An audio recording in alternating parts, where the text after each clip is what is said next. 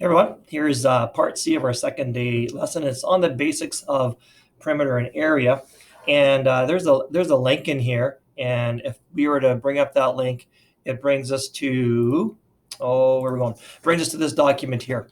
And in this document here, it talks again about what the definition of perimeter and area are.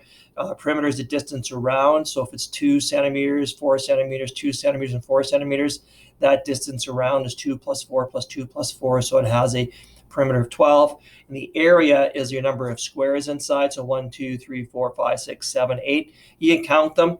But lots of times when you do a rectangle, we like to go base times height or length times width.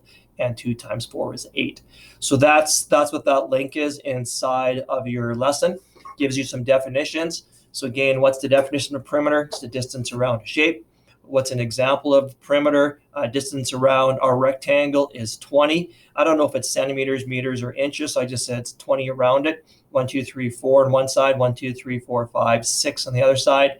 So 4 plus 6 is 10. So if it's 10 halfway around, the other side is 2 sides will be 10 as well. So it makes it to 20. What's a non-example of perimeter? How many squares are on the inside? Because again, that's going to be area. So non-perimeter is finding squares, perimeter is finding distance.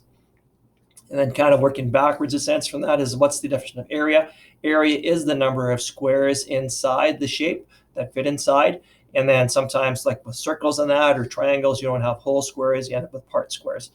Example of area, the area up above is 24 squares. So again, you can count them, but we'd rather go 4 on one side and 6. So you have 4 rows of 6, or you have 6 rows of 4, but 4 times 6, base times height, length times width is 24.